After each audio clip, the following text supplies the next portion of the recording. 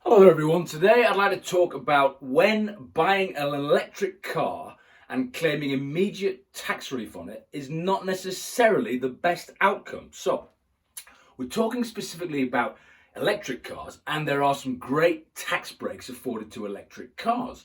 Not least the fact that if you bought it in a limited company, you can claim immediate tax relief on the whole amount, not staggered over many years.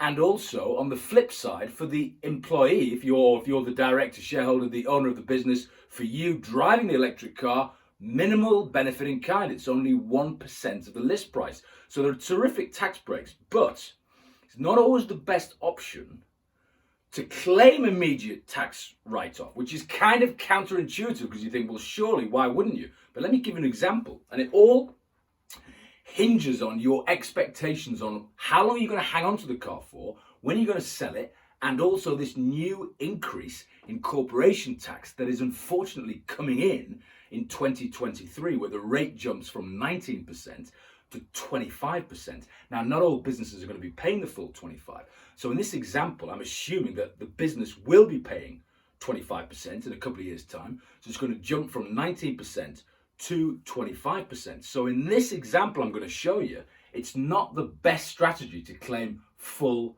tax write-off. So let's have a look at the numbers. Year one, buy a car, electric car in the limited company, £50,000. And like I said, there is the tax rule that says you can claim all that tax write-off immediately. So you can set the full 50 grand off against the company's profits in the year. So 100% relief means all of it can be knocked off the profits, 100%. Tax rate is 19% currently, so that effectively saves you tax of just under £10,000, 9,500. So you buy the electric car in the company, straight away you're saving 9.5 grand corporation tax. Terrific. Okay. But then, let's say after 4 years, in year 4, you sell the car. So the car that cost you 50 grand, you're going to get 20 grand for it. So £20,000 is what you get for your electric car. Now, from a tax point of view, we have to think about tax not only on the tax write-off at the start when we bought it, but what about the tax implications of selling it? Now, how we work it out is this. We say, what is the tax written down value? So for tax purposes, the tax written down value is nil because we depreciated it in one go fully when we bought it. So the tax written down value is nil, but we received 20 grand in cash. So that difference is taxable. It's called what we call a balancing charge in the capital allowances vernacular, but basically it's tax on the gain. You bought it for 50, you wrote it down to nil, you sold it for 20. So you're going to get taxed on that 20 grand difference. Tax written down value nil, 20 grand of proceeds. So tax on 20,000. Now remember, this is in year 4 and the tax rates have gone up. So this company is now paying tax at 25%. So tax at 25% on that 20,000 gain is £5,000 tax. So there's a 5 grand tax bill when the electric car is sold out of the company here.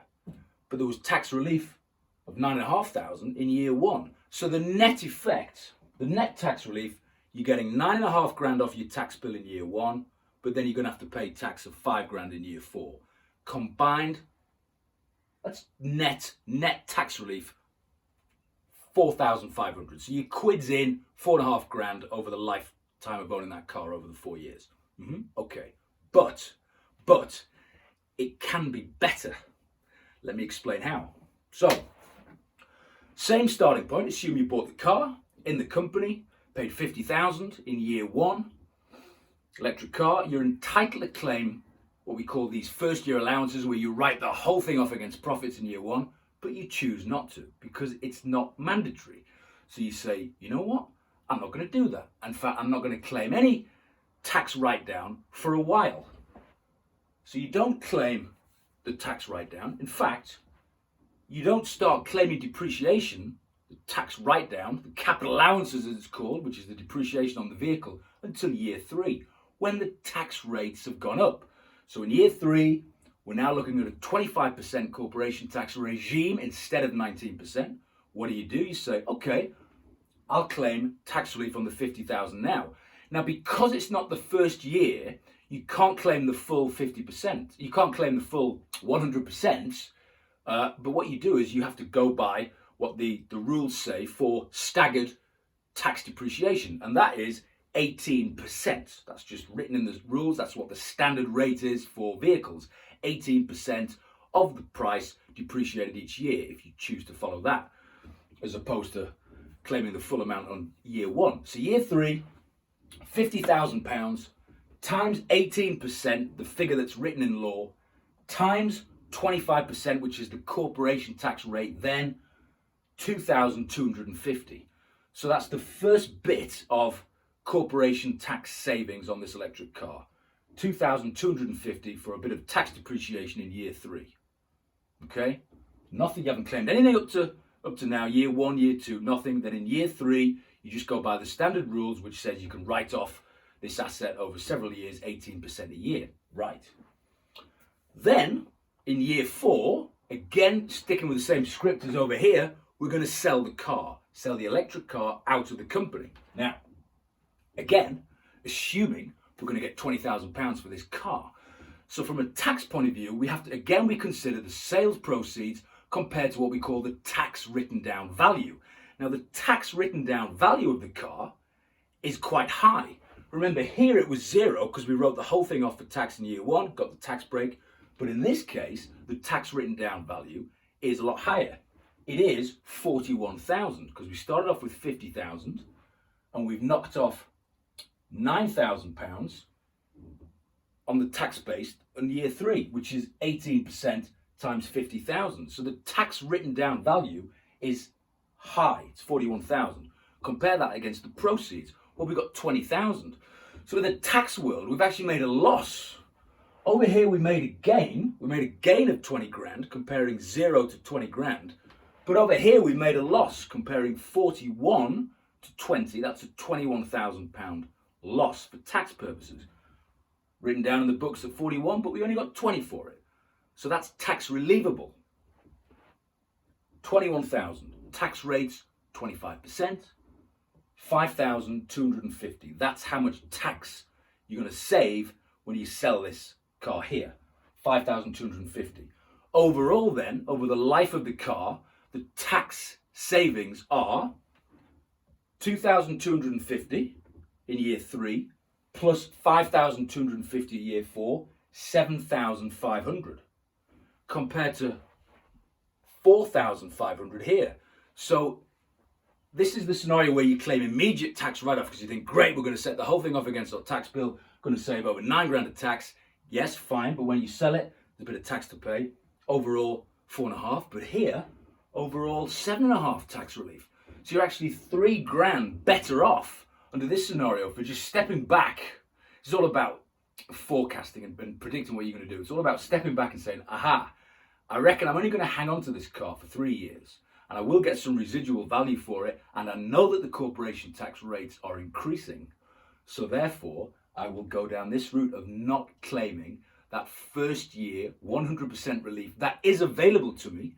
I will tick the box not to claim it and instead claim nothing for the first 2 years, then start claiming when the tax rates go up, modest amount of relief. Because remember, at this point, after 3 years, in this scenario, you're still 9.5 grand better off.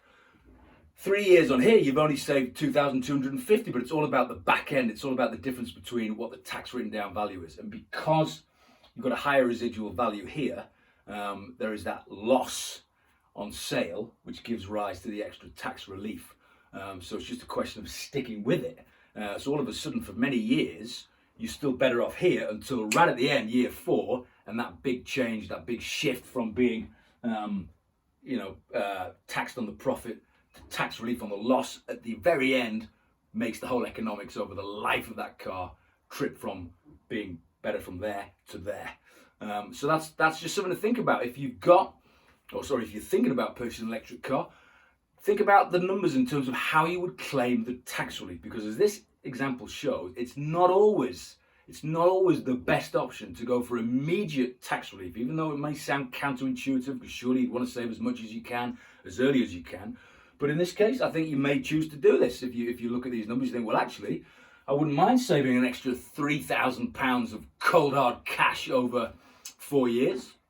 Maybe. You maybe not. Listen, you might not think that. You might think, to hell with that, I just want to get my £9,000 off my tax bill in year one and worry about the back end when it arrives. But listen, something to think about. So, if you like this video, please do subscribe, and as always, I'll see you soon.